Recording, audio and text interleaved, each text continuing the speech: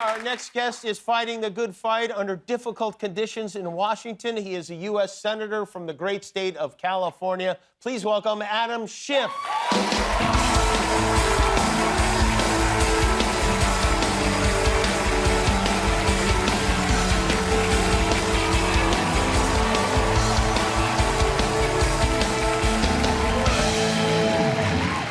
I want to warn you in advance, these people are humorless scolds. So.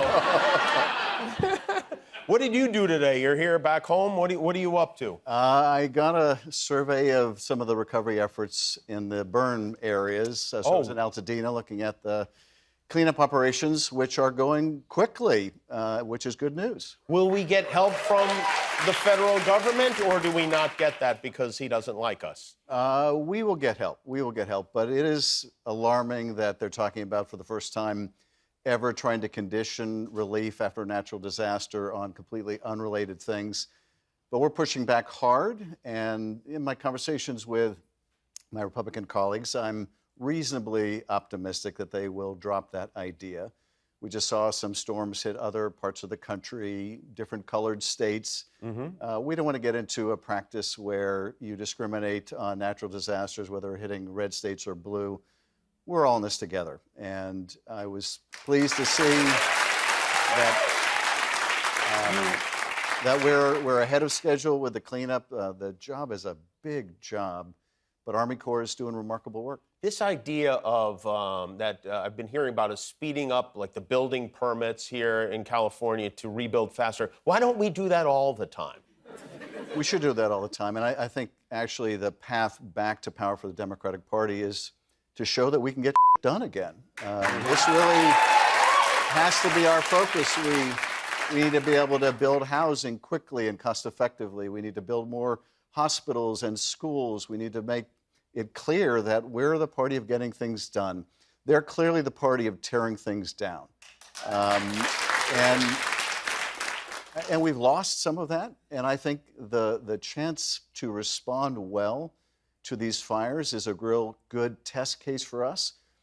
We damn well better pass the test, but we ought to show we can get this done quickly. We can move with urgency. Did you thank President Trump for all the water, for the spigot that he turned to send all that water down the state?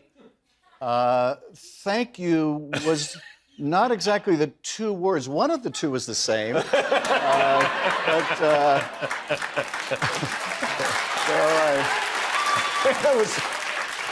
Are you ever, or at this point, are you surprised by anything? I am surprised just how quickly they have created a climate of fear. I wouldn't have thought it possible, but by going after universities, they're intimidating other universities. By going after certain press organizations, they're causing others to self-censor. By going after certain law firms, they're causing other lawyers to not want to take cases if they think it will be retaliated against by the administration. Companies, towing a Trumpian line because they're worried about losing government contracts. I would not have thought it possible to so quickly create that climate of fear. And we have to band together. We have to speak out. We have to push back. We have to show courage. The dictator wannabes, this is part of their playbook. And the only way to defeat it is by standing strong and saying, basically, screw you, I won't be intimidated. Today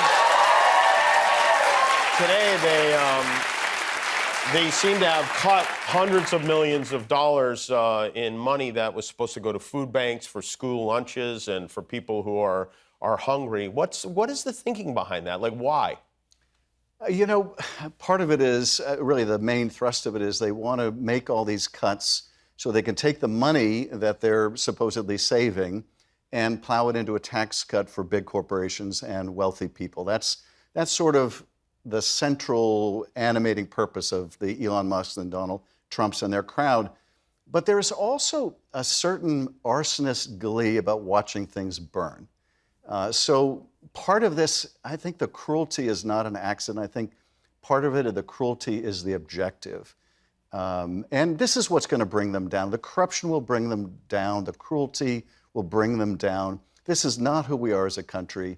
But in addition to, their own self-defeating internal ugly politics, the Democratic Party needs to get its act together. We need to have an affirmative case we're making, and we need to answer the question that so many millions of Americans are asking, which is, if you're working hard in this country, can you still earn a good living for yourself and your family? We need to be able to answer that central question. I think the key to it is by getting things done again and moving the country forward. We can't be reliant on them to self-destruct, although they will. We have to offer something positive. And when you say that, I think that's what Chuck Schumer said he is kind of relying on, for them to self-destruct. And there are a lot of people who are asking, what are you doing? What are the Democrats doing? What's the plan? Well, I'm wondering also, what is, I can't understand Trump's plan, because it almost seems like he's intentionally tanking the economy. Is it possible that he actually is doing that? Well, if you look at what he's doing, you could reasonably reach that conclusion. Okay, let me ask it in a different way. Is it possible that that's what he is intending to do? I don't think that's what he's intending, but the haphazard nature, for example, of these tariffs, the on-again, off-again tariffs, are just so destructive. And I think what businesses will tell you, we're innovative, we're entrepreneurial, we can deal with difficult things, but we need certainty. Just tell us what it's going to be. Is it going to be on? Is it going to be off? Let us plan. And they're not getting any of that ability to plan. And of course, we're alienating our closest allies, the Canadians. I mean, if you're going to pick a fight, really going to pick a fight with the Canadians?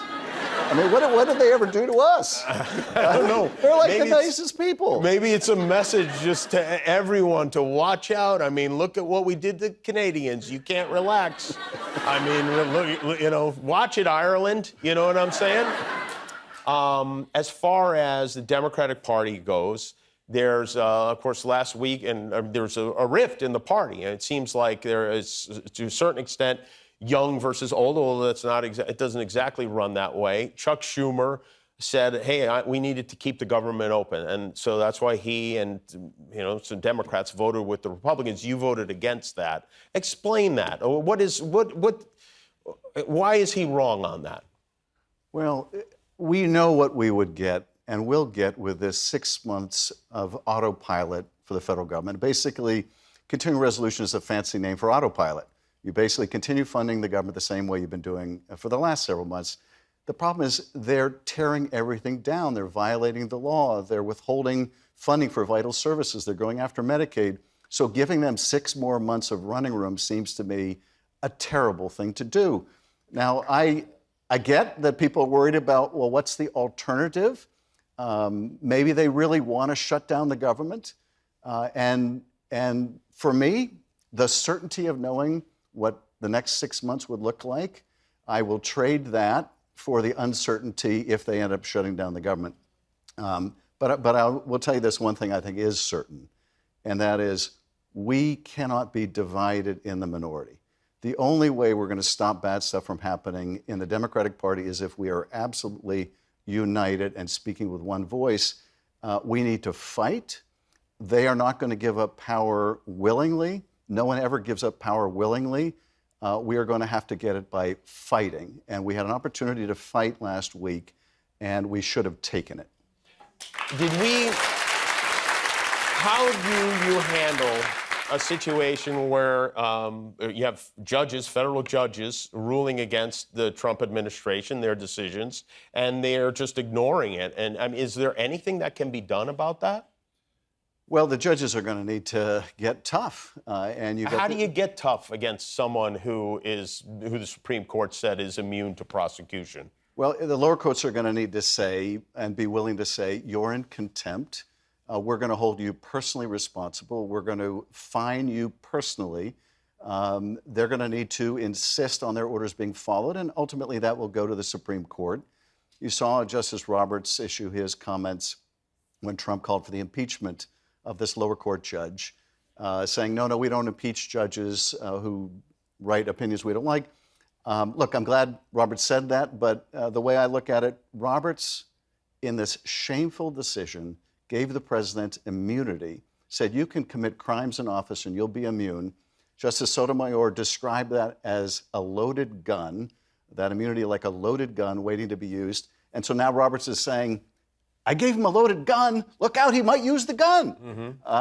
They, as you point out, they gave the president the belief that he could violate the law with impunity.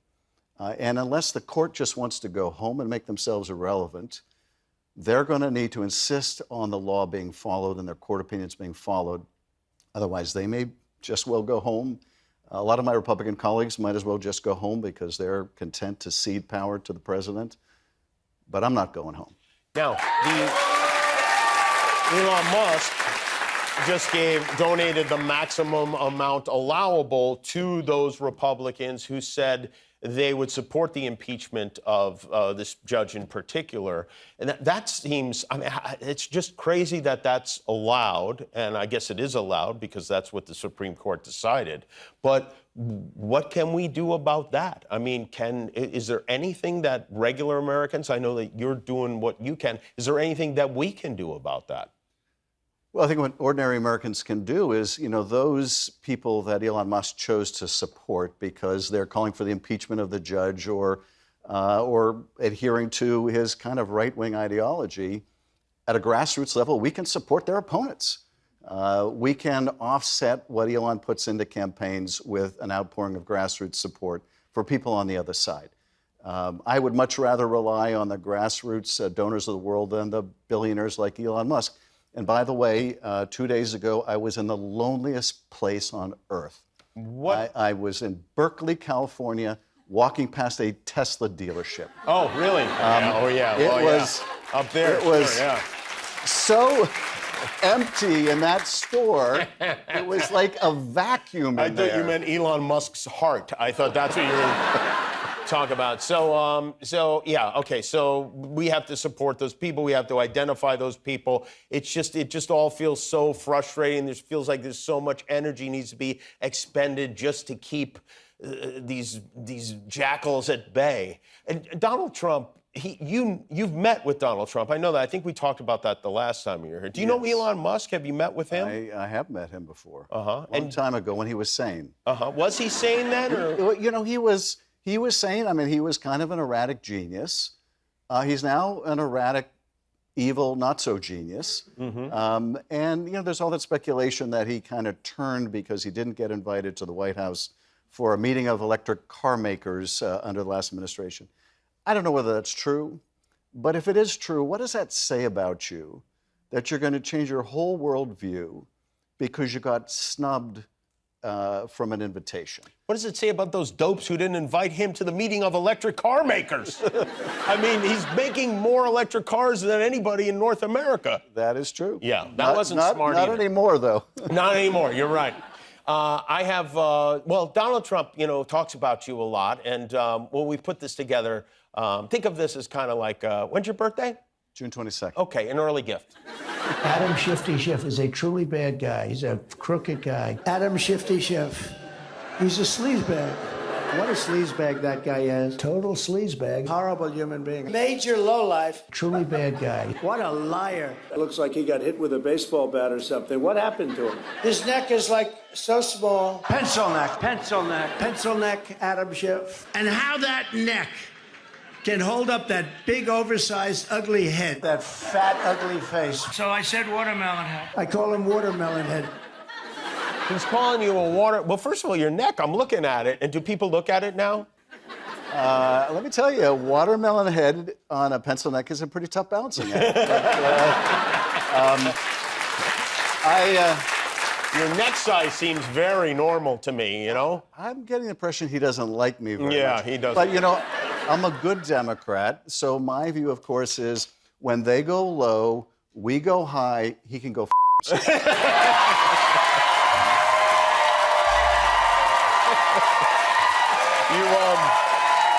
I want to ask you about one more thing, if you don't mind. You served on the House Intelligence Committee. We know that. And Vladimir Putin, how does he play Trump, presuming that is an accurate statement? How does he do it? So we, like other countries, do psychological analyses of foreign leaders to figure out how do we approach them in negotiations, what are they likely to do under certain circumstances. I can only imagine the briefing paper that Putin got on Donald Trump.